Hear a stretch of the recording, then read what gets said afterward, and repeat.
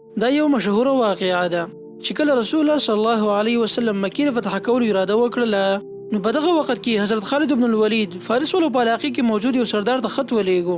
دې سردار د کله د خط راورسېدو نو ډېر خپلو زامنو او نور مشرانو سره را روان شو مدینې ته راغی. دلته د ملاقات د رسول الله صلی الله علیه وسلم سره وشو. په دې ځای کې د کلمه ویله مسلمان شو او رسول الله صلی الله علیه وسلم د نوم عبدالرشید کېښودو.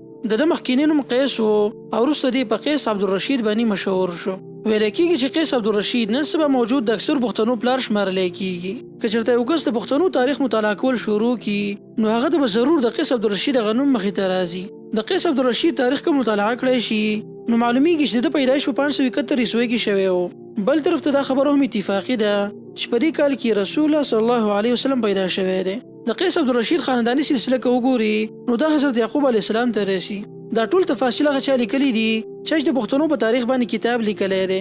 اوس آیا دا خبرې حقیقت لري او که نه نو انشاءالله د دې بیان به مخکې تاسو ته راشي.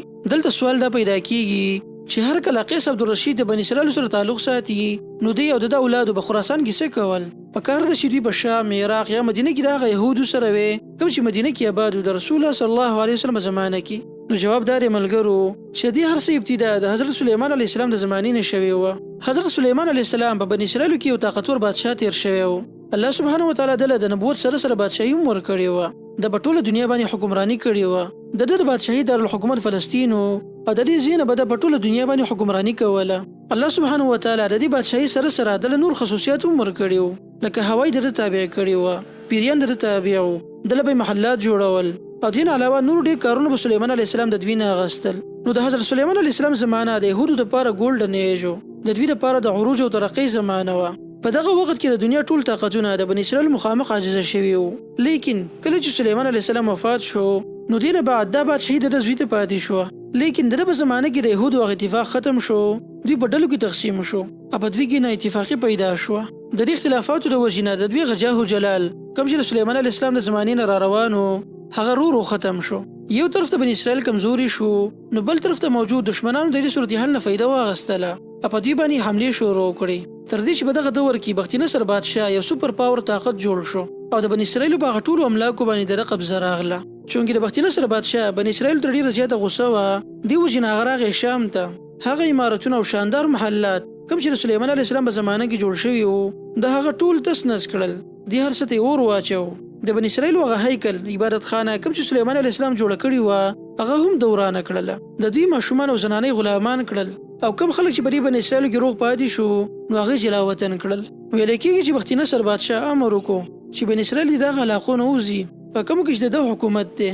دې وجې نه بني اسرائیلو کې بعضې خلک خراسان ته راوړېدل. دلته دوی د غور، هلمند او دین علاوه د خراسان په مختلفو علاقو کې آباد شول. بني اسرائیلو کې موجود بعضې قبیلو دا فیصله وکړله چې موږ خو د خپل هغه مقدس ځایونو نه محرومه کړی شو، لیکن اوس هغه ځای کوم چې مقدس دی زموږ په کتابونو کې ورته هم مقدس ویلی شوی دی او کوم ځای ته چې به آخري پیغمبر هجرت کوي موږ له پکار دی چې دغه ځای یعنې مدینې ته هجرت وکړو. نو د دې وجې نه د بني اسرائیلو بعضې قبایل مدینه کې آباد شو او بعضې قبایل د خراسان په علاقو کې.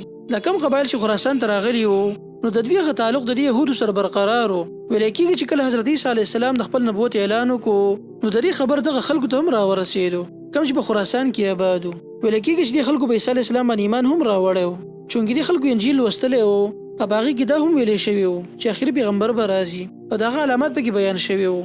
دې وجې نه د دې خلکو په دې خبره یقین و چې داسې به کېږي. نو په دې دوران کې چې کله رسول الله صلی الله علیه وسلم هجرت وکړو بیا د هغې نه څه وخت بعد د الله رسول مکه لا نه وه فتح کړې نو په دغه وخت کې حضرت خالد بن الولید دغه خلکو ته خط راولېږو. په دغه خط کې د آخري پیغمبر تذکره وه او دې خلکو ته پکې د اسلام دعوت هم ورکړی شوی و.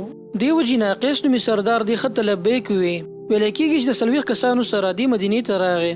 رسول الله صلی الله علیه وسلم د عبدالرشید نوم کېښودو او کله چې مکه فتح شوه نو د الله رسول قید عبدالرشید او د زامنو له بطان لقب ورکړو. دوی دې دعا وکړله او ویل کېږي چې د الله رسول د خپل همسا هم ورکړله.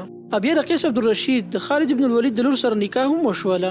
ملګرو که اوس راشو د دې ټولو واقعاتو تاریخ مطالعه کو نو د دې هېڅ قسمه ټول ثبوت نه میلاویږي او نه په احادیث کې د دې واقعې تذکره شته چې فتح مکې له د خراسان یو سردار راغلی و. د قیس عبدالرشید په نوم باندې به واقعي یو سردار چېرته تیر شوی په تاریخ کې، لیکن د ده صحابیت په هېڅ قسمه مضبوط دلیل سره ثابت نه دی. دا خلک وایي چې قیس عبدالرشید او د ده ملګري د فتح مکې په موقع باندې ډېر په بهادرۍ سره جنګېدلي وو. نو دا خبره خو ځکه غلطه ده چې د فتح مکې په موقع باندې داسې غټ جنگ چرته نه و شوی د مشرکینو سره. بله خبره دا ده چې بني اسرائیل خراسان ته راغلل او د دوی عبراني ژبه وه، نو دا ژبه څنګه بدله شوه؟ که په دغه علاقو باندې نظر وغورځوو نو د عبراني ژبې هېڅ باقیت په دې کې نه میلاویږي. بهرحال دا یو تاریخ دی چې بیانولی کیږي. نور اکثر مورخین دا تاریخ صحیح نه مني، بلکې اکثر مورخین د قیس عبدالرشید دی تاریخ ته هسې د فرضي قصې په نظر باندې ګوري. د پښتنو تاریخ څه دی په دې به بیا چېرته بحث وکړو. خو ملګرو دلته مهمه خبره دا ده چې موږ د هرې خبرې تحقیق پکار دی. زموږ دا دین په مضبوط دلایلو سره ثابت یو قوي دین دی او زموږ دا دین موږ ته دا امر کوي چې موږ د واهیتو نه ځان وساتو او په یقین پسې روان شو.